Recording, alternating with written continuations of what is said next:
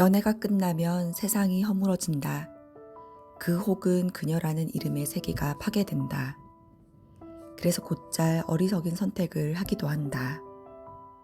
물론 이런 충격은 그것이 과거가 되고 기억이 되며 마침내 소외가 되는 순간이 오면 한때의 방황 정도로 전락하기 마련이다.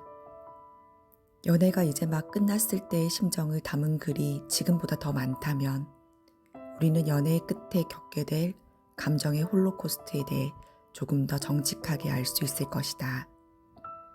그러나 우리는 알 수가 없다.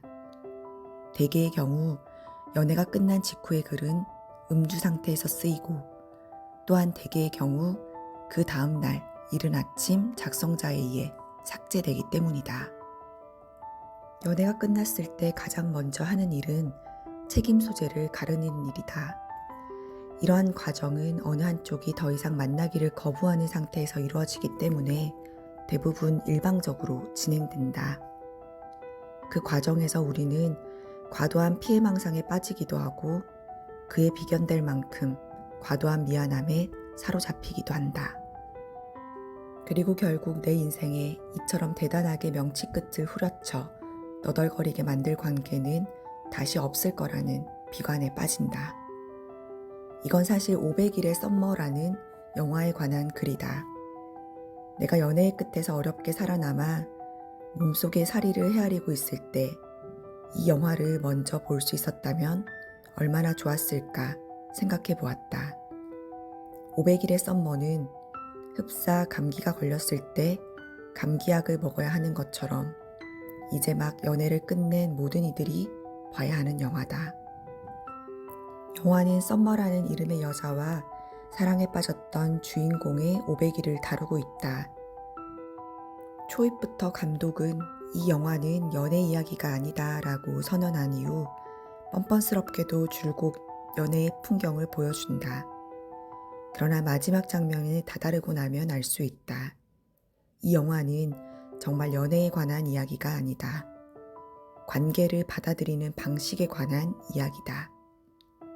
새로 입사한 썸머를 본 주인공은 그녀에게 완벽히 사로잡힌다. 그리고 어찌하다 결국 사랑을 시작한다. 둘은 행복했다. 그러나 이 관계의 무게감에 대해 그들은 입장이 달랐다. 주인공에게 이 사랑은 운명이다. 썸머에게 이 사랑은 필요다. 일상의 즐거움은 조금씩 사라져간다. 관계가 삐걱거리기 시작한다. 그렇게 이별이 찾아온다.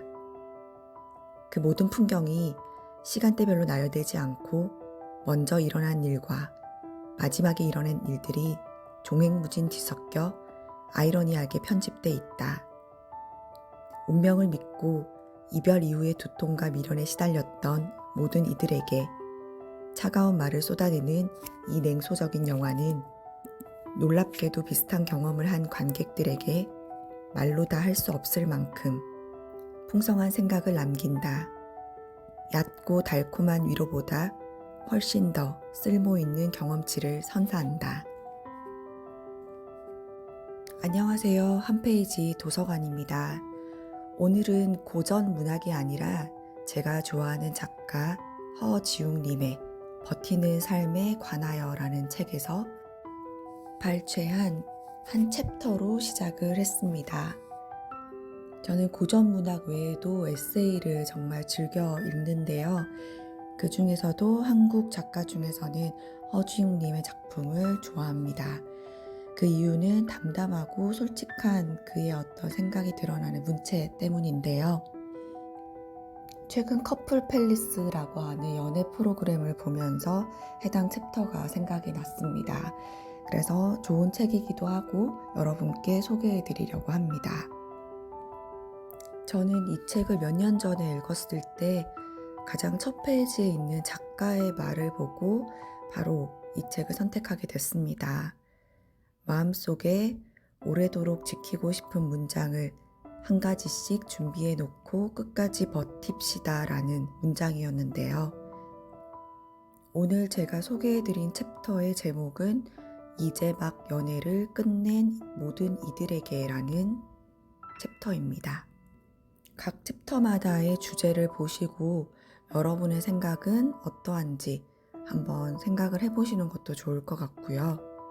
이 챕터의 마지막이 정말 마음에 들어서 여러분께 소개해드리고자 합니다. 바로 읽어드리겠습니다.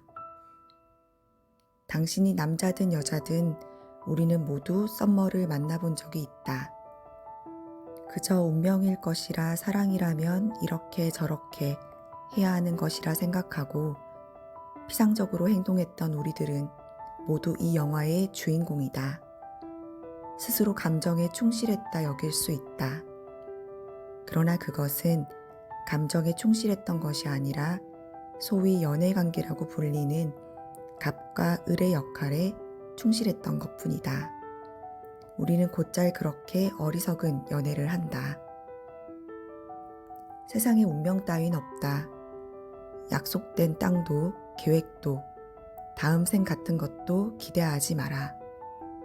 덜 낭만적으로 들리겠지만 정신 차리고 제대로 살기 위해 결코 도래하지 않을 행복을 빌미로 오늘을 희생하지 않기 위해 우리는 우리가 맺고 있는 관계들의 정체를 규명해야만 한다.